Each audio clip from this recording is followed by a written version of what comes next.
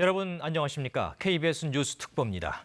18호 태풍 미탁은 동해상으로 빠져나갔지만 아직 지역에 따라 비가 이어지는 곳이 있고 특히 지반이 약해진 곳에서는 산사태와 붕괴의 위험이 높습니다. KBS 뉴스 특보를 보시면서 주변에 위험한 곳은 없는지 추가 피해가 없도록 철저히 대비하셔야겠습니다. 이 거센 비바람이 몰아친 부산에서는 산사태가 일어나 주택과 음식점을 덮쳤습니다. 주민 4명이 매몰된 것으로 추정되고 있는데 그중에 1명은 안타깝게 숨진 채 발견됐습니다. 지금 사고 현장에 나가 있는 취재기자 연결하겠습니다. 공웅조 기자, 자세한 상황 먼저 전해주십시오. 네, 저는 지금 부산 사하구 산사태 현장에 나와 있습니다. 조금 전 그러니까 약 30분 전에 매몰자 1명이 발견됐다는 소식이 들어왔는데요. 안타깝게도 사망한 것으로 확인됐습니다. 사망자는 60대 여성으로 식당 주인으로 알려졌습니다. 아직 3명이 주택이 있던 자리에 매몰돼 있습니다. 산사태 토사는 주택과 식당의 흔적을 찾아볼 수 없을 만큼 순식간에 사고 현장을 덮쳤습니다. 현장에서 수백 미터 떨어진 공장 주변 도로까지 토사가 흘러내렸습니다. 산사태가 덮친 현장에는 소방대원과 경찰, 군인 등 모두 600여 명이 출동해서 인명수색 작업을 벌이고 있습니다. 펌프 차량과 포크레인 등 중장비도 10여 대가 투입돼 현장 수색을 돕고 있습니다. 산사태가 덮친 1층 주택에는 75살 권모 씨와 70살 성모 씨, 48살 권모 씨 등 일가족 3명이 머물고 있었습니다. 또 인근 음식점 가건물에는 60대 여성 1명이 있었습니다. 이렇게 모두 4명이 산사태 현장에 매몰됐습니다. 이 가운데 1명은 앞서 전해드린 대로 숨진 것으로 확인됐습니다. 이곳은 연이은 태풍의 영향으로 지반이 많이 약해진 상태였고 밤사이 태풍이 몰고 온 많은 비에 산사태가 일어난 것으로 보입니다. 야산 위에는 육군 예비군 훈련장이 있습니다. 또 주택과 식당이 있던 자리에 산업 폐기물이 매립돼 있어서 지반은 더 약했을 것으로 추정됩니다. 부산 소방재난본부는 대응 2단계를 발령하고 수색과 복구 작업을 벌이는 한편 추가 붕괴에 대비해 주변을 통제하며 안전조치를 강화하고 있습니다. 매몰자 가족들도 소식을 듣고 현장에 도착했는데요. 애타는 마음으로 수색 작업을 지켜보고 있습니다. 지금까지 부산 사하구 산사태 현장에서 KBS 뉴스 공조입니다. 제18호 태풍 미탁은 약화됐지만 강한 비바람으로 인명과 재산 피해가 속출했습니다. 강릉의 취재기자 연결해서 현지 상황을 알아보겠습니다. 조휴영 기자, 많은 비가 내린 강릉 상황 지금 어떻습니까? 네, 저는 지금 강원도 강릉시 경포해수욕장 인근 한 상가 앞에 나와 있습니다. 이 상가 상인들의 말에 따르면 어제 새벽 경포호가 갑자기 넘치면서 새벽 4시쯤부터 상가 안으로 침수가 시작됐다고 하는데요. 오전 내내 날씨가 안 좋았기 때문에 복구 작업은 지금 더디게 진행되고 있는 상황입니다. 어제부터 이어진 집중호우로 강원도에서만 2명이 사망하고 3명이 다치는 등 인명피해가 잇따랐습니다. 오늘 새벽 1시쯤 강원도 삼척시 오분동에서 주택가 인근 사면이 무너지면서 토사가 밀려와 집안에 있던 77살 김모 씨가 숨졌습니다. 강릉에선 오늘 새벽 6시쯤 옥계면 북동리의 한 송어 양식장에서 일하던 40살 최모 씨가 실종 신고됐습니다.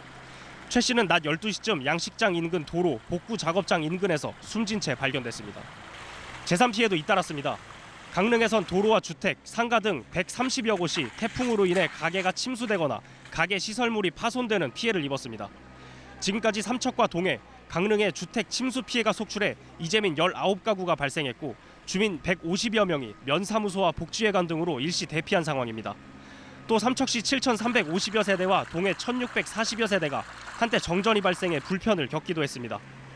지금까지 내린 비의 양은 산척 궁촌이 489mm로 가장 많고 강릉 371mm, 동해 369mm 등입니다. 현재 삼척과 동해, 강릉, 양양과 태백 등 동해안과 강원 산지 7개 지역에는 여전히 강풍주의보가 발효된 상태입니다. 기상청은 강원 동해안 지역에 오늘까지 5에서 10mm가량 비가 더 내릴 것으로 내다봤습니다.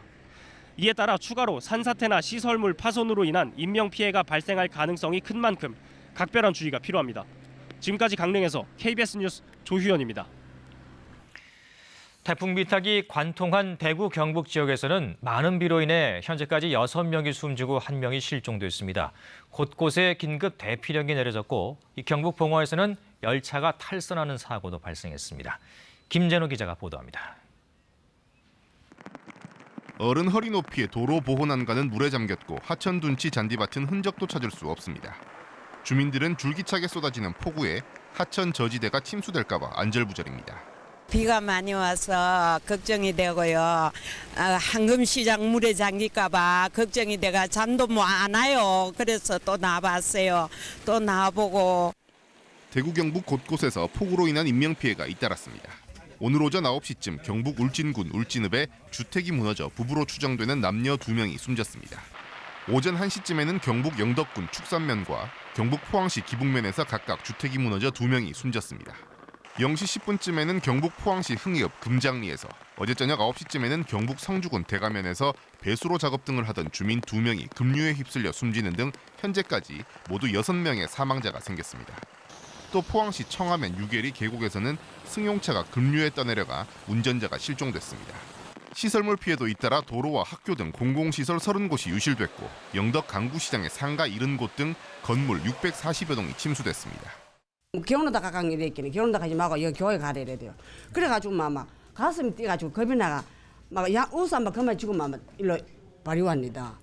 또 하천 수위가 높아지면서 포항과 영덕, 고령 등에는 긴급 대피령이 내려져 주민 2,200여 명이 대피했습니다. 또 경북 봉화에서는 선로에 토사가 유입돼 관광열차가 탈선했습니다. 코레일은 승객과 승무원 등 25명을 구조했고 선로 복구 작업을 벌이고 있습니다. 자연재해로 인해가지고 탈선이 됐고요. 자연재해로 인해가지고 그래서 고객들은 다 피신하셨고요. 피신하셨고 또 버스로 이동시켰어요. 지금 복구 중이에요. 복구 중. 대구시와 경상북도는 피해 조사와 응급 복구에 나서는 한편 지원단을 설치하고 대민 지원과 방역에 나섰습니다. KBS 뉴스 김재노입니다. 광주와 전남 지역에서도 피해가 잇따랐습니다. 주택과 도로가 침수됐고 특히 수확을 앞둔 벼가 물에 잠기는 등 농작물 피해도 컸습니다. 보도에 유승용 기자입니다. 주택 바로 뒤편에 암벽이 무너져 내렸습니다. 흙더미가 쏟아지면서 주택을 덮쳤고 집안에 있던 주민들은 긴급히 대피했습니다. 암벽이며 뭐며 해가지고 다 쓸려져 갖고 저희 그 집안 뒤편을 이렇게 다 지붕이며 뭐며 이렇게 해가지고 다 덮친 상황. 그래가지고 놀래서 어머님 피신시키고. 순식간에 쏟아져 내린 빗물에 주택 마당이 침수됐습니다. 얼음 무릎 높이까지 물이 차올랐고 집안에서는 쉴 새 없이 물을 퍼냅니다. 집에서 못 나온 어르신들도 있고 그래가지고요. 그래가지고 아까 이제 비가 좀 그치니까 청년들이 가서 좀 이렇게 업어내가지고 노인당으로 옮기고. 전남의 또 다른 마을도 물에 잠겼습니다. 주택은 물론 식당까지 물이 들이찼습니다. 이틀 동안 270mm가 넘는 많은 비가 내린 전남 고흥군의 한 마을. 계곡물이 불어난 것처럼 마을길에 흙탕물이 넘쳐 흐릅니다. 갑자기 불어난 물에 도로도 물에 잠겼습니다. 차량 바퀴까지 물이 차올랐고 사람이 걷기도 힘들 정도입니다. 수확을 앞둔 논도 또다시 물바다가 됐습니다. 전라남도는 지금까지 벼논 1,760헥타르가 물에 잠기거나 쓰러진 것으로 집계됐다고 밝혔습니다. KBS 뉴스 유승용입니다. 태풍은 동해상으로 완전히 빠져나갔지만 전국 곳곳에서 피해 소식은 점점 늘고 있습니다. 특히 많은 비가 내리면서 인명피해가 크게 늘고 있는데요. 정부의 피해 집계 현황 취재 기자 연결해서 알아보겠습니다. 김민혁 기자, 영남권을 중심으로 피해가 늘고 있다고 하는데 피해 상황 종합해 주시죠. 네, 중앙재난안전대책본부는 태풍 미탁의 영향으로 지금까지 6명이 숨지고 4명이 다쳤다고 공식적으로 잠정 집계했습니다. 특히 경북 지역에서 사망사고가 이어지고 있는데요. 경북 성주에서 어젯밤 9시쯤 농수로에 방해물을 제거하던 70대 남성이 급류에 휩쓸려 숨졌습니다. 포항에서는 오늘 새벽 0시 10분쯤 남편과 함께 배수로 작업을 하던 70대 여성이 급류에 빠져 숨진 채 발견됐습니다. 새벽 1시에는 영덕군 축산면의 주택이 무너지면서 50대 여성이 매몰돼 사망했습니다. 강원도 삼척에서는 오늘 새벽 1시쯤 산사태로 집에서 잠을 자던 77살 김모 할머니가 토사에 깔려 숨졌습니다. 오늘 오전 9시쯤에는 경북 울진에서 토사가 무너지면서 주택을 덮쳐 60대 2명이 숨졌습니다. 또 같은 시각 부산의 한 야산에서 산사태가 발생해 인근 주택과 상가를 덮치면서 4명이 매몰돼 구조작업 중이며 오후 3시 반쯤 매몰자 1명이 발견됐으나 숨진 것으로 알려졌습니다. 경북 포항에서는 폭우로 실종자 2명이 발생해 현재 119 구조대가 수색 중입니다. 이 밖에 주택이 파손되면서 제주와 경북 포항에서 4명이 다쳤습니다. 이 밖에 침수 피해도 늘어나고 있습니다. 전남 완도와 제주 등에서는 주택 101동이 침수됐고 주택과 비닐하우스 등 16동이 파손됐습니다. 이로 인해 전국에서 115세대 268명의 이재민이 발생했고 경남과 경북 지역에서 주민 1,500여 명이 사전 대피했습니다. 특히 가옥 침수 피해 신고가 이어진 강원도 삼척에서는 강원도뿐 아니라 서울과 경기 지역 구조대가 긴급 출동해 구조 작업을 벌이고 있습니다. 결항됐던 항공편은 운행이 재개됐지만 63개 항로 여객선 83척은 여전히 발이 묶여 있습니다. 한라산과 지리산 등 전국 21개 공립공원의 탐방로 450곳 출입도 막혔습니다. 중대본은 현재 비상대응 3단계 중 2단계를 가동하고 있습니다. 태풍 위기경보도 두 번째로 높은 경계 단계로 올려 유지 중입니다. 이낙연 국무총리는 부산과 울진에서 일어난 매몰 사고에 대해 가용한 인력을 최대한 동원해 매몰자를 구조할 것을 지시했습니다. 또 추가적인 토사 유출과 매몰 사고를 막기 위해 안전조치와 사고 현장 통제에 만전을 다해달라고 당부했습니다. KBS 뉴스 김민혁입니다. 18호 태풍 미탁은 남부지방을 중심으로 기록적인 폭우를 뿌리고 온대 저기압으로 약화됐습니다. 미탁이 쓸고 간 곳곳에는 홍수경보와 대피령이 발령됐고 아직도 비가 내리는 곳이 있습니다. 이유민 기자의 보도입니다. 레이더 영상으로 본 어젯밤부터 오늘 새벽까지의 태풍 미탁. 밤사이 붉은색으로 보이는 동해안 지역에 시간당 50mm가 넘는 기록적인 폭우를 뿌렸습니다. 일부 지역엔 시간당 100mm가량의 집중호우를 뿌리며 강수 기록을 연이어 갈아치웠습니다. 울진의 경우 시간당 강수량으론 기상관측 이래 최고 기록입니다. 강원 동해도 27년 만에 기록을 다시 세웠습니다. 누적으론 불과 12시간 만에 최고 550mm가 넘는 강수를 기록하며 태풍의 위력을 실감케 했습니다. 태풍이 몰고 온 고온다습한 공기가 몰려드는 동해안 지방을 중심으로는 북쪽으로부터 차고 건조한 공기까지 몰려들어 불안정이 매우 강해졌고 지형적 효과까지 발생하면서 기록적인 폭우가 발생하였습니다. 태풍이 지나가는 길목이던 제주 산간과 강원 지역도 최고 400mm가 넘는 많은 양의 비가 내렸습니다. 낙동강과 형산강 유역 곳곳도 홍수주의보와 경보가 잇따라 발령되면서 주민대피령이 내려지기도 했습니다. 남부와 동해안 지역을 강타한 태풍 미탁은 오늘 아침 한반도를 빠져나가 오후 12시에 온대저기압으로 약화된 상태입니다. 하지만 강원 영동 지역에는 여전히 비구름이 남아있어 주의가 요구됩니다.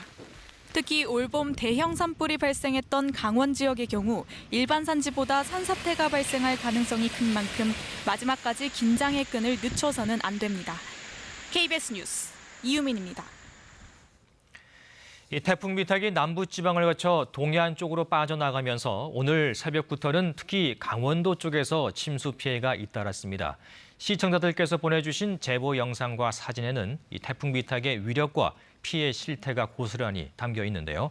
시청자들의 제보 영상과 사진을 박민경 기자가 정리했습니다. 부서진 주택의 지붕 파편이 전신주와 전깃줄 사이에 위태롭게 걸려 있습니다. 중장비를 동원해 지붕 파편을 제거하기 위한 작업이 한창입니다. 태풍 미탁이 강풍을 동반해 기록적인 폭우를 퍼부으면서 강릉 일대 곳곳이 침수되고 구조물이 부서지는 피해가 속출했습니다. 이번 태풍의 피해가 가장 심했던 곳 중 하나인 강원도 삼척. 집 앞까지 들이닥친 토사로 집 안팎이 엉망이 됐습니다. 흙더미가 무너져 내리면서 계단은 자취를 감췄고 보일러실은 모두 부서졌습니다. 힘없이 뽑히고 부러진 나무가 당시에 위험했던 상황을 짐작케 합니다. 경북 영덕에서도 빗물에 토사가 쓸려 내려오면서 컨테이너를 덮쳐 컨테이너가 휘어지고 부서졌습니다. 도로 한가운데 맨홀에서 물기둥이 솟구칩니다. 삼척에 300mm가 넘는 폭우가 쏟아지면서 하수구에서 빗물이 역류하는 곳도 많았습니다. 거센 비바람과 물살에 길을 걷던 시민이 넘어지며 쓸려가는 아찔한 상황까지 벌어집니다. 강원도 곳곳에서는 침수 피해가 속출했습니다. 빗물에 휩쓸린 토사가 산비탈을 타고 마치 폭포처럼 거세게 쏟아집니다.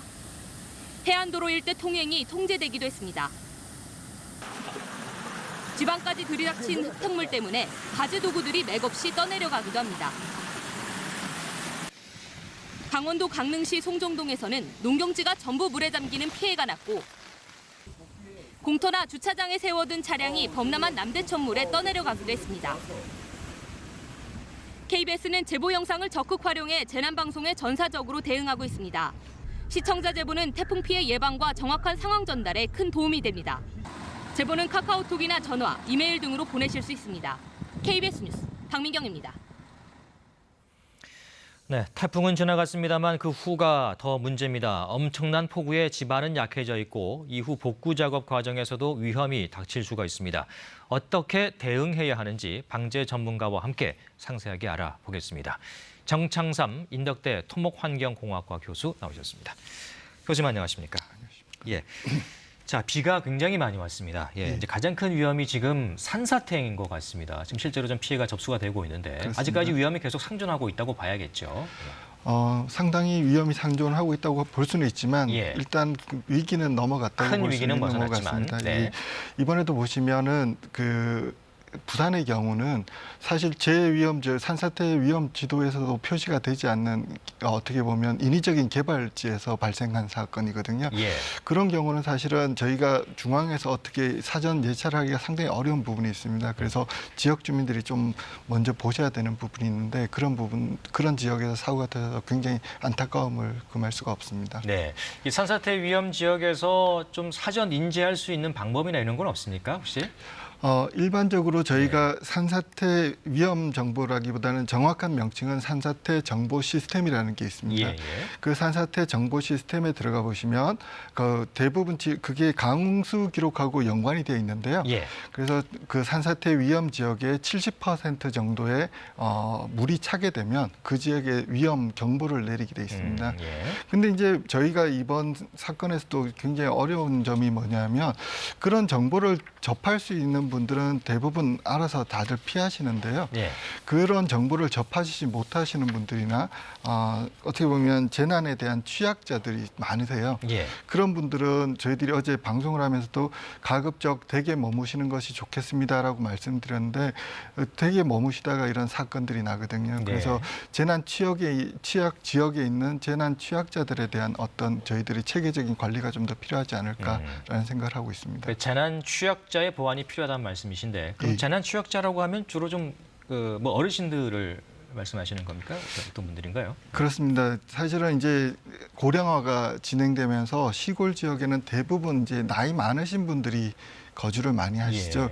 근데 이런 분들은 많은 정보를 접하실 수도 없고요. 그다음에는 이동을 멀리 하실 수도 없고 그렇기 때문에 저희 재난 관점에서 보면 굉장히 취약자라고 할 수 있습니다. 그래서 그런 분들에 대해서는 미리 사전 훈련을 하는 게 되게 중요합니다. 그래서 이런 위험이 닥칠 때는 어떻게 보면 주변에 있는 이장님이라든가 아니면 공무원들이 그분들을 모시고 가급적 댁보다는 어떻게 보면 대피소가 훨씬 안전할 수 있거든요.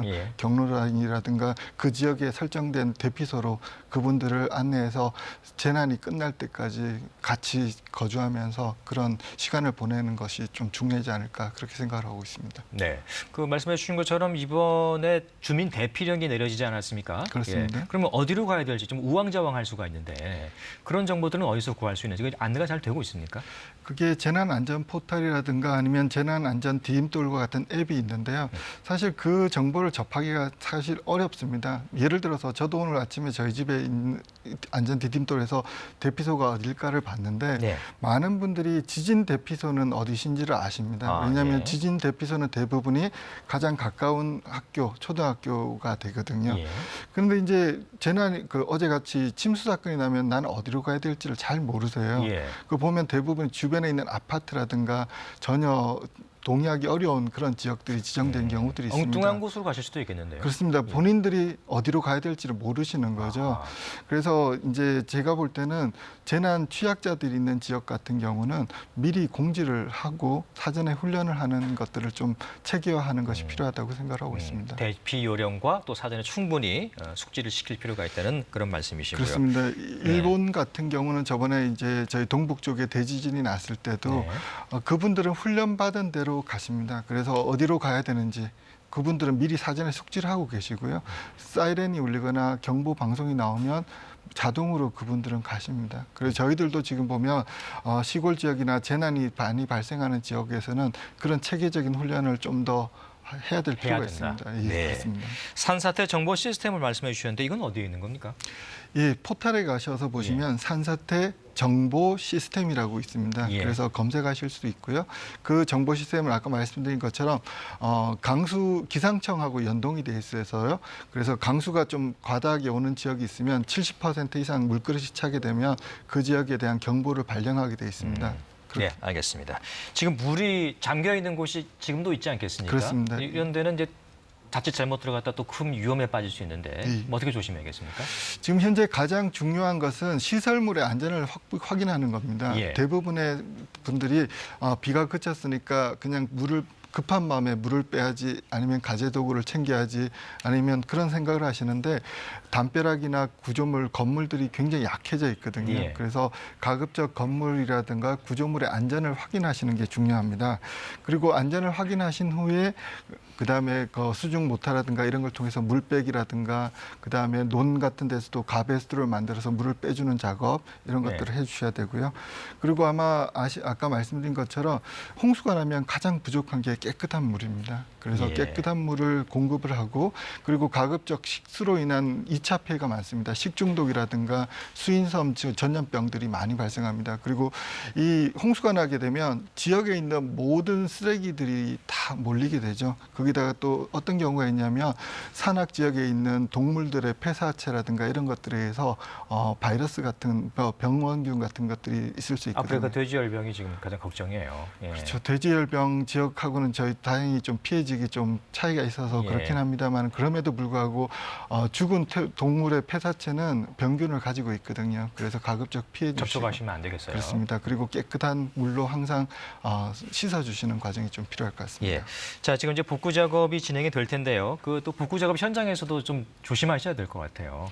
예. 그렇습니다. 복구 현장에 계신 분들이 굉장히 또 열심히 하시거나 아니면 또 외부에 계신 분들이 너무 도와드리고 싶은 마음에 이제 하다가 보면 2차 피해를 양산할 수도 있습니다. 그래서 가급적 규정을 지키셔서 활동해 주시면 좋을 것 같습니다. 네, 알겠습니다. 자, 홍수주의보가 내려지는 곳이죠. 지금도 좀 남아 있는 것 같은데 이게 이제 그 비가 그치고 나서 조금 더 이어지는 경향이 있지 않습니까? 예. 예, 그렇습니다.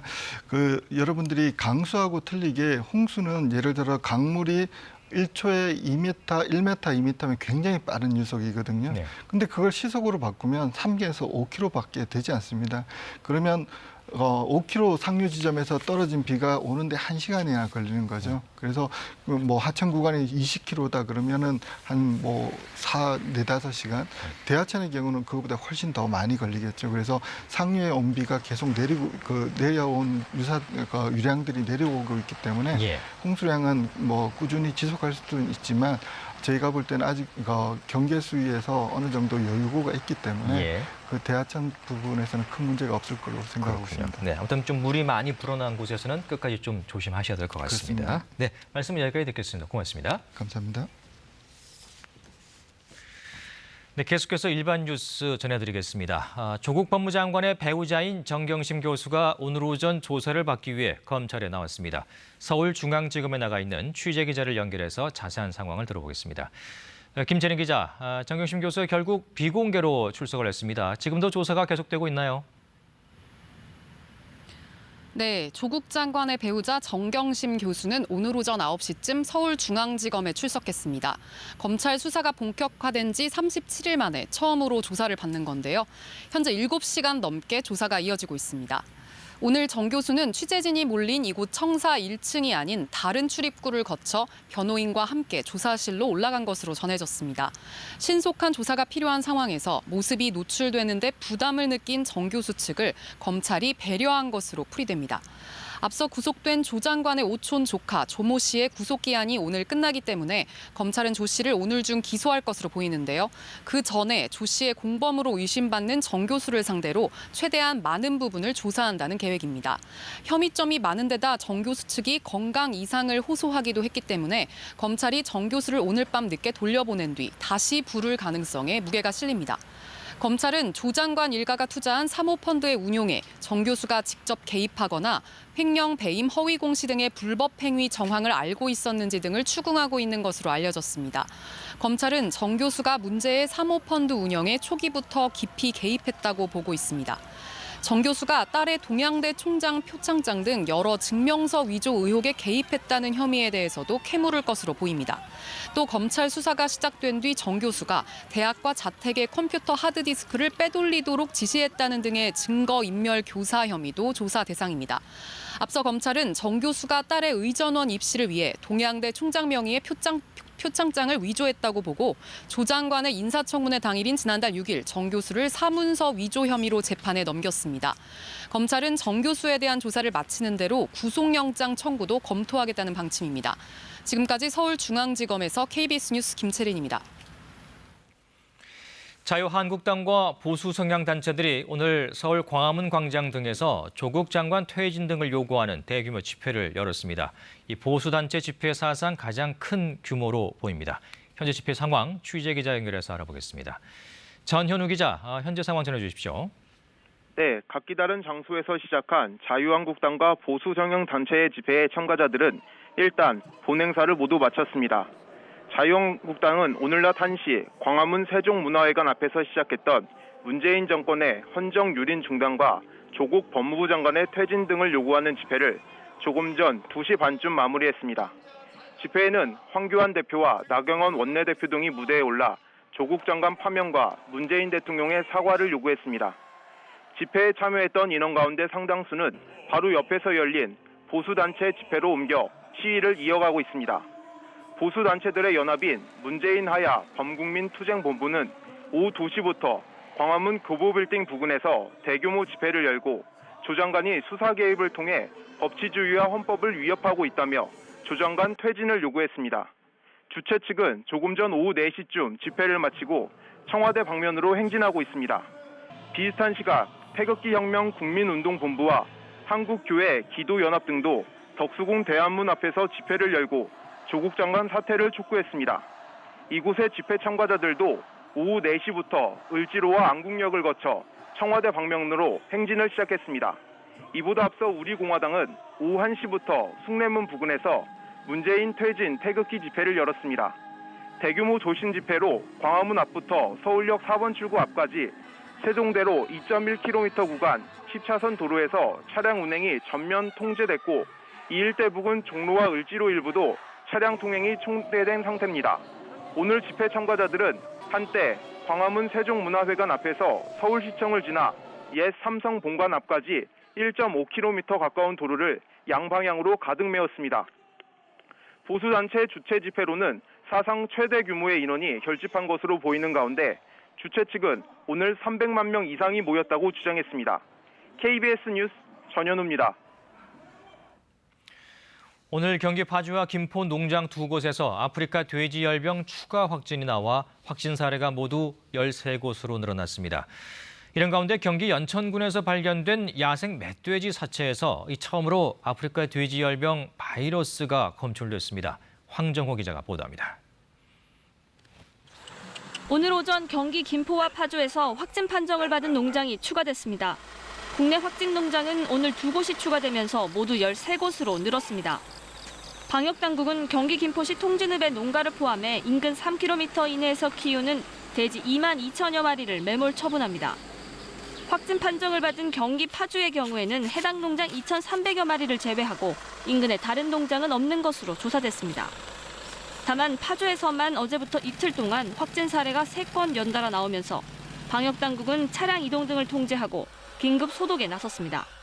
이런 가운데 DMZ 남방 한계선 철책 북쪽에서 발견된 야생 멧돼지 폐사체에서 아프리카 돼지열병 바이러스가 처음으로 검출됐습니다. 환경부는 야생 멧돼지 폐사체를 발견했다는 군의 신고를 받은 뒤 검사한 결과 바이러스가 검출됐다고 밝혔습니다. 발견 장소는 남방 한계선에서 북쪽으로 1.4km 떨어진 곳입니다. 이에 대해 해당 멧돼지가 철책 남쪽에서 발견된 것이 아닌 만큼 아프리카 돼지열병 감염 매개체로 확정하기는 어렵다는 게 정부 판단입니다. 현재 경기도와 강원도, 인천시에는 이동 중지 명령이 내려져 내일 새벽 3시 반까지 돼지 이동이 전면 금지되고 있습니다. KBS 뉴스 황정우다. KBS 지역 총국을 연결해서 태풍 피해 상황을 다시 한번 알아보겠습니다. 이 거센 비바람이 몰아친 부산에서는 산사태가 일어나 주택과 음식점을 덮쳤습니다. 주민 4명이 매몰된 것으로 추정되는데 그중에 1명은 안타깝게 숨진 채 발견됐습니다. 사고 현장을 다시 연결하겠습니다. 공웅조 기자, 자세한 상황 다시 전해 주십시오. 네, 저는 지금 부산 사하구 산사태 현장에 나와 있습니다. 1시간 전, 그러니까 오후 3시 반쯤에 매몰자 1명이 발견됐는데요. 안타깝게도 사망한 것으로 확인됐습니다. 사망자는 60대 여성으로 식당 주인으로 알려졌습니다. 아직 3명이 주택이 있던 자리에 매몰돼 있는 것으로 확인됐는데요. 산사태 토사는 주택과 식당의 흔적을 찾아볼 수 없을 만큼 순식간에 사고 현장을 덮쳤습니다. 현장에서 수백 미터 떨어진 공장 주변 도로까지 토사가 흘러내렸습니다. 산사태가 덮친 현장에는 소방대원과 경찰, 군인 등 모두 600여 명이 총출동해서 인명 수색 작업을 벌이고 있습니다. 펌프 차량과 포크레인 등 중장비도 10여 대가 투입돼 현장 수색을 돕고 있습니다. 산사태가 덮친 1층 주택에는 75살 권모 씨와 70살 성모 씨, 48살 권모 씨 등 일가족 3명이 머무르고 있었습니다. 또 인근 음식점 가건물에는 60대 여성 1명이 있었습니다. 이렇게 모두 4명이 산사태 현장에 매몰됐습니다. 이 가운데 1명은 앞서 전해드린 대로 숨진 것으로 확인됐습니다. 이곳은 연이은 태풍의 영향으로 지반이 많이 약해진 상태였고 밤사이 태풍이 몰고 온 많은 비에 산사태가 일어난 것으로 보입니다. 야산 위에는 육군 예비군 훈련장이 있습니다. 또 주택과 식당이 있던 자리에 산업 폐기물이 매립돼 있어서 지반은 더 약했던 것으로 추정됩니다. 부산 소방재난본부는 대응 2단계를 발령하고 수색과 복구 작업을 벌이는 한편 추가 붕괴에 대비해 주변을 통제하며 안전조치를 강화하고 있습니다. 매몰자 가족들도 소식을 듣고 현장에 나와서 애타는 마음으로 수색 작업을 지켜보고 있습니다. 지금까지 부산 사하구 산사태 현장에서 KBS 뉴스 공조입니다. 18호 태풍 미탁은 온대성 저기압으로 약화됐지만 강한 비바람으로 인명과 재산 피해가 속출했습니다. 강릉의 취재 기자를 다시 연결해서 현지 상황을 알아보겠습니다. 조규현 기자, 비가 많이 내렸는데요. 강릉 상황 전해주십시오. 네, 저는 지금 강원도 강릉시 경포해수욕장 인근 상가 앞에 나와 있습니다. 이곳 상인들에 따르면 새벽 경포가 물이 갑자기 불어나 물이 넘치면서 새벽 4시쯤 상가 안으로 침수가 갑자기 이루어졌다고 하는데요. 오늘 날씨가 안 좋았던 탓에 배수 작업은 이루어지지 않았지만 오후 들어서 이제 조금씩 물을 빼는 작업을 하고 있습니다. 어제부터 이어진 집중호우로 강원도에서만 2명이 사망하고 3명이 다치는 등 인명피해가 발생했습니다. 오늘 새벽 1시쯤 강원도 삼척시 오분동에서 주택가 인근 사면이 무너지면서 토사가 밀려와 집안에 있던 77살 김모 씨가 숨졌습니다. 강릉에선 오늘 새벽 6시쯤 강릉시 옥계면 북동리의 한 송어 양식장에서 일하던 40살 최모 씨가 실종 신고됐습니다. 최 씨는 낮 12시쯤 양식장 인근 도로 복구 작업장 인근에서 숨진 채 발견됐습니다. 재산 피해도 잇따랐습니다. 강릉에선 도로와 주택, 상가 등 130여 곳이 태풍으로 인해 가게가 침수되거나 가게 시설물이 파손되는 피해를 입었습니다. 지금까지 삼척과 동해, 강릉에 주택 침수 피해가 속출해 이재민 19가구가 발생했고 주민 150여 명이 면사무소와 복지회관 등으로 일시 대피한 상황입니다. 또 삼척시 7,350여 세대와 동해 1,640여 세대가 한때 정전이 발생해 불편을 겪기도 했습니다. 지금까지 내린 비의 양은 삼척 궁촌이 489mm로 가장 많고 강릉 371mm, 동해 369mm 등입니다. 현재 삼척과 동해, 강릉, 양안과 태백 등 동해안과 강원 산지 7개 지역에는 여전히 강풍주의보가 발효된 상태입니다. 기상청은 강원 동해안 지역에 오늘까지 5에서 10mm가량 비가 더 내릴 것으로 내다봤습니다. 이에 따라 추가로 산사태나 시설물 파손으로 인한 인명피해가 발생할 가능성이 큰 만큼 각별한 주의가 필요합니다. 지금까지 강릉에서 KBS 뉴스 조휴연입니다. 광주와 전남 지역에서도 피해가 잇따랐습니다. 주택과 도로가 침수됐고 특히 이제 수확을 앞둔 벼가 물에 잠기는 등 농작물의 피해가 상당히 컸습니다. 보도에 유승용 기자입니다.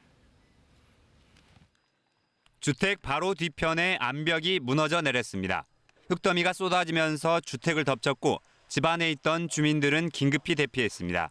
암벽이면 뭐면 해가지고 다 쓸려져 갖고 저희 그 집안 뒤편을 이렇게 다 지붕이면 뭐면 이렇게 해가지고 다 덮친 상황. 그래가지고 놀래서 어머님 피신시키고. 순식간에 쏟아져 내린 빗물에 주택 마당이 침수됐습니다. 얼음 무릎 높이까지 물이 차올랐고 집안에서는 쉴 새 없이 물을 퍼냅니다. 집에서 못 나온 어르신들도 있고 그래가지고요. 그래가지고 아까 이제 비가 좀 그치니까 청년들이 가서 좀 이렇게 업어내가지고 노인당으로 옮기고. 전남의 또 다른 마을도 물에 잠겼습니다. 주택은 물론 식당까지 물이 들이찼습니다. 이틀 동안 270mm가 넘는 많은 비가 내린 전남 고흥군의 한 마을. 계곡물이 불어난 것처럼 마을길에 흙탕물이 넘쳐 흐릅니다. 갑자기 불어난 물에 도로도 물에 잠겼습니다. 차량 바퀴까지 물이 차올랐고 사람이 걷기도 힘들 정도입니다. 수확을 앞둔 논도 또다시 물바다가 됐습니다. 전라남도는 지금까지 변온 1760헥타르가 물에 잠기거나 쓰러진 것으로 집계됐다고 밝혔습니다. KBS 뉴스 유승용입니다. 이렇게 태풍의 영향으로 전국 곳곳에서 피해가 잇따랐습니다. 특히 많은 비가 내리면서 인명피해가 크게 늘었는데요. 정부의 피해 집계 현황 취재 기자를 다시 연결해서 알아보겠습니다. 김민혁 기자, 피해 상황 종합해 주시죠. 네, 중앙재난안전대책본부는 태풍 미탁의 영향으로 지금까지 6명이 숨지고 4명이 다쳤다고 잠정 집계했습니다. 하지만 지역별로 사망 소식이 추가로 들어오고 있어서 집계된 사망자 수는 더 늘어날 전망입니다. 특히 경북 지역에서 사망 사고가 이어졌는데요. 경북 성주에서 어젯밤 9시쯤 농수로에 방해물을 제거하던 70대 남성이 급류에 휩쓸려 숨졌습니다. 포항에서는 오늘 새벽 0시 10분쯤 남편과 함께 배수로 작업을 하던 70대 여성이 급류에 빠져 숨진 채 발견됐습니다. 새벽 1시에는 영덕군 축사면의 주택이 무너지면서 50대 여성이 매몰돼 사망했습니다. 강원도 삼척에서는 오늘 새벽 1시쯤 산사태로 집에서 잠을 자던 77살 김모 할머니가 토사에 깔려 숨졌습니다. 오늘 오전 9시쯤에는 경북 울진에서 토사가 무너지면서 주택을 덮쳐 60대 2명이 숨졌습니다. 또 같은 시각 부산의 한 야산에서 산사태가 발생해 인근 주택과 상가를 덮치면서 4명이 매몰돼 구조작업 중이며 오후 3시 반쯤 매몰자 1명이 발견됐으나 숨진 것으로 알려졌습니다. 경북 포항에서는 폭우로 실종자 2명이 발생해 현재 119 구조대가 수색 중입니다. 이 밖에 주택이 파손되면서 제주와 경북 포항에서 4명이 다쳤습니다. 이 밖에 침수 피해도 늘어나고 있습니다. 전남 완도와 제주 등에서는 주택 101동이 침수됐고 주택과 비닐하우스 등 16동이 파손됐습니다. 이로 인해 전국에서 115세대 268명의 이재민이 발생했고 경남과 경북 지역에서 주민 1,500여 명이 사전 대피했습니다. 특히 가옥 침수 피해 신고가 이어진 강원도 삼척에는 강원도뿐 아니라 서울과 경기 지역 구조대가 긴급 출동해 구조 작업을 벌이고 있습니다. 결항됐던 항공편은 운행이 재개됐지만 63개 항로 여객선 83척은 여전히 발이 묶여 있습니다. 한라산과 지리산 등 전국 21개 국립공원의 탐방로 450곳은 출입이 막혔습니다. 중대본은 현재 비상대응 3단계 중 2단계를 가동하고 있습니다. 태풍 위기경보도 2번째로 높은 경계 단계로 올려 유지 중입니다. 이낙연 국무총리는 부산과 울진에서 일어난 매몰 사고에 대해 가용한 인력을 최대한 동원해 매몰자를 구조할 것을 지시했습니다. 또 추가적인 토사 유출과 매몰 사고를 막기 위해 안전조치와 사고 현장 통제에 만전을 다해달라고 당부했습니다. KBS 뉴스 김민혁입니다. 태풍 미탁은 남부지방을 중심으로 기록적인 폭우를 뿌리고 온대 저기압으로 약화됐습니다.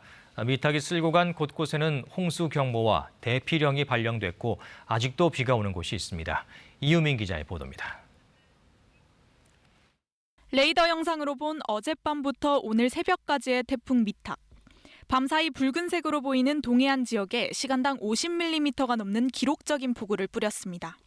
일부 지역엔 시간당 100mm가량의 집중호우를 뿌리며 강수 기록을 연이어 갈아치웠습니다. 울진의 경우 시간당 강수량으론 기상관측 이래 최고 기록입니다. 강원 동해도 27년 만에 기록을 다시 세웠습니다. 누적으론 불과 12시간 만에 최고 550mm가 넘는 강수를 기록하며 태풍의 위력을 실감케 했습니다. 태풍이 몰고 온 고온다습한 공기가 몰려드는 동해안 지방을 중심으로는 북쪽으로부터 차고 건조한 공기까지 몰려들어 불안정이 매우 강해졌고 지형적 효과까지 발생하면서 기록적인 폭우가 발생하였습니다. 태풍이 지나가는 길목이던 제주 산간과 강원 지역도 최고 400mm가 넘는 많은 양의 비가 내렸습니다. 낙동강과 형산강 유역 곳곳도 홍수주의보와 경보가 잇따라 발령되면서 주민 대피령이 내려지기도 했습니다. 남부와 동해안 지역을 강타한 태풍 미탁은 오늘 아침 한반도를 빠져나가 오후 12시에 온대저기압으로 약화된 상태입니다. 하지만 강원 영동 지역에는 여전히 비구름이 남아 있어 주의가 요구됩니다. 특히 올봄 대형 산불이 발생했던 강원 지역의 경우 일반 산지보다 산사태가 발생할 가능성이 큰 만큼 마지막까지 긴장의 끈을 늦춰서는 안 됩니다. KBS 뉴스 이유민입니다. 태풍 비탁이 남부지방을 거쳐 동해안 쪽으로 빠져나가면서 오늘 새벽부터는 특히 강원도 쪽에서 침수 피해가 잇따랐습니다. 시청자들께서 보내주신 제보 영상 또 사진에는 태풍 비탁의 위력과 피해 사례가 고스란히 담겨 있습니다. 시청자들의 제보 영상과 사진을 박민경 기자가 정리했습니다. 부서진 주택의 지붕 파편이 전신주와 전깃줄 사이에 위태롭게 걸려 있습니다. 중장비를 동원해 지붕 파편을 제거하기 위한 작업이 한창입니다. 태풍 미탁이 강풍을 동반해 기록적인 폭우를 퍼부으면서 강릉 일대 곳곳이 침수되고 구조물이 부서지는 피해가 속출했습니다. 이번 태풍의 피해가 가장 심했던 곳 중 하나인 강원도 삼척. 집 앞까지 들이닥친 토사로 집 안팎이 엉망이 됐습니다. 흙더미가 무너져 내리면서 계단은 자취를 감췄고 보일러실은 모두 부서졌습니다. 힘없이 뽑히고 부러진 나무가 당시에 위험했던 상황을 짐작케 합니다. 경북 영덕에서도 빗물에 토사가 쓸려 내려오면서 컨테이너를 덮쳐 컨테이너가 휘어지고 부서졌습니다. 도로 한가운데 맨홀에서 물기둥이 솟구칩니다. 삼척에 300mm가 넘는 폭우가 쏟아지면서 하수구에서 빗물이 역류하는 곳도 많았습니다. 거센 비바람과 물살에 길을 걷던 시민이 넘어지며 쓸려가는 아찔한 상황까지 벌어집니다. 강원도 곳곳에서는 침수 피해가 속출했습니다. 빗물에 휩쓸린 토사가 산비탈을 타고 마치 폭포처럼 거세게 쏟아집니다. 해안도로 일대 통행이 통제되기도 했습니다. 지방까지 들이닥친 흙탕물 때문에 가재 도구들이 맥없이 떠내려가기도 합니다. 강원도 강릉시 송정동에서는 농경지가 전부 물에 잠기는 피해가 났고 공터나 주차장에 세워둔 차량이 범람한 남대천물에 떠내려가기도 했습니다. KBS는 제보 영상을 적극 활용해 재난방송에 전사적으로 대응하고 있습니다. 시청자 제보는 태풍 피해 예방과 정확한 상황 전달에 큰 도움이 됩니다. 제보는 카카오톡이나 전화, 이메일 등으로 보내실 수 있습니다. KBS 뉴스 박민경입니다. 태풍 피해 소식 외에 일반 뉴스 다시 전해드리겠습니다. 조국 법무장관의 배우자인 정경심 교수가 오늘 오전 조사를 받기 위해 검찰에 나왔습니다. 취재진의 포토라인에는 서질 않았는데요. 서울중앙지검에 나가 있는 취재 기자를 연결해서 자세한 상황을 알아보겠습니다. 자, 김채린 기자, 정 교수가 결국 또 비공개로 출석을 했는데요. 지금도 조사가 계속 이어지고 있습니까? 네, 조국 장관의 배우자 정경심 교수는 오늘 오전 9시쯤 서울중앙지검에 출석했습니다. 검찰 수사가 본격화된 지 37일 만에 처음으로 조사를 받는 건데요. 현재 8시간째 조사가 이어지고 있습니다. 오늘 정 교수는 취재진이 몰린 이곳 청사 1층이 아닌 다른 출입구를 거쳐 변호인과 함께 조사실로 올라간 것으로 전해졌습니다. 신속한 조사가 필요한 상황에서 모습이 노출되는데 부담을 느낀 정 교수 측을 검찰이 배려한 것으로 풀이됩니다. 앞서 구속된 조 장관의 오촌 조카 조모 씨의 구속 기한이 오늘 끝나기 때문에 검찰은 조 씨를 오늘 중 기소할 것으로 보이는데요. 그 전에 조 씨의 공범으로 의심받는 정 교수를 상대로 최대한 많은 부분을 조사한다는 계획입니다.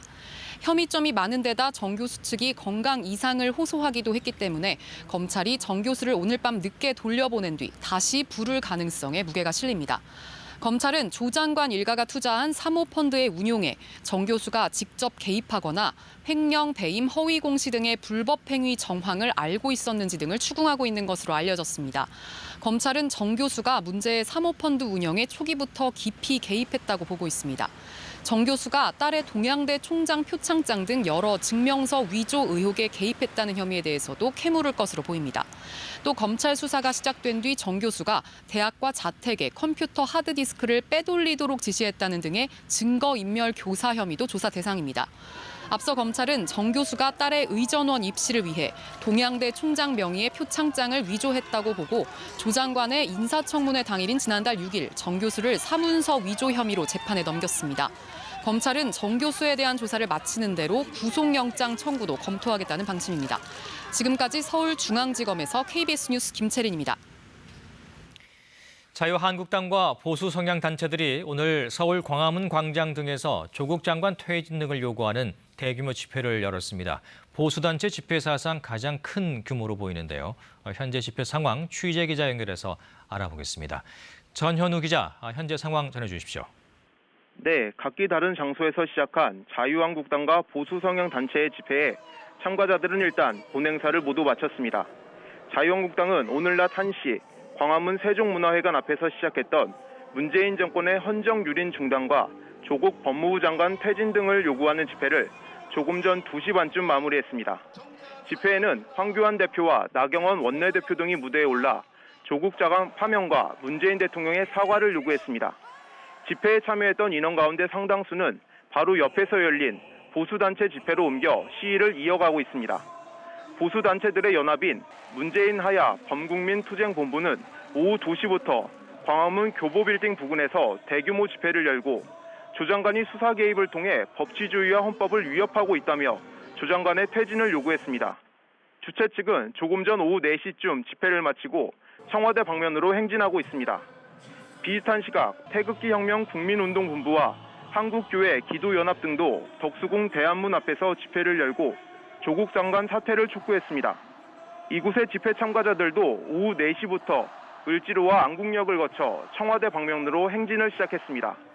이보다 앞서 우리공화당은 오후 1시부터 숭례문 부근에서 문재인 퇴진 태극기 집회를 열었습니다. 대규모 도심 집회로 광화문 앞부터 서울역 4번 출구 앞까지 세종대로 2.1km 구간 10차선 도로에서 차량 운행이 전면 통제됐고 이 일대 부근 종로와 을지로 일부도 차량 운행이 통제된 상태입니다. 오늘 집회 참가자들은 한때 광화문 세종문화회관 앞에서 서울시청을 지나 옛 삼성본관 앞까지 1.5km 가까운 도로를 양방향으로 가득 메웠습니다.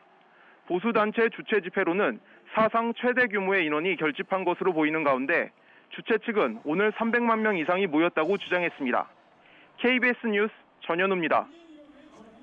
18호 태풍 미탁은 오늘 오후 12시에 울릉도 부근 해상에서 온대저기압으로 세력이 약해졌습니다. 태풍이 물러남에 따라 태풍특보는 모두 해제됐지만 아직까지 온대저기압 중심으로 강풍이 불고 있기 때문에 동해상에는 풍랑특보가 그리고 동해안 지역에는 폭풍해일주의보가 발효 중인 상황인데요. 이 후면을 따라 계속해서 북동풍이 유입이 되면서 동해상에서는 물결이 거세게 일겠고 동해안 지역에서도 높은 너울을 조심하셔야겠습니다. 어제부터 동해안과 지리산 부근으로는 500mm 안팎의 많은 비가 내렸습니다. 이렇게 계속된 집중호우로 낙동강 권역의 하천 수위가 굉장히 높아졌는데요. 삼랑진의 경우 여전히 지금 호우 경보가 발효 중이고요. 진동은 현재 수위 8.5m로 주의보, 그리고 구포에서도 현재 홍수주의보가 남아있는 상황입니다. 앞으로도 비 예보가 있기 때문에 긴장의 끈을 놓치시면 안 되겠습니다. 영동 지역은 내일 밤부터, 경북 북부에서는 모레 오후부터 비가 내리겠는데요. 비의 양이 이번처럼 많지는 않지만 이미 많은 비가 내렸기 때문에 추가 피해가 우려되는 상황입니다. 피해 없도록 대비를 철저하게 하셔야겠습니다. 대부분 지역에서는 맑은 하늘이 드러나 있지만 영동 지역은 비가 내리고 있습니다. 내일은 고기압의 영향권에서 전국에 가끔 구름만 많겠는데요.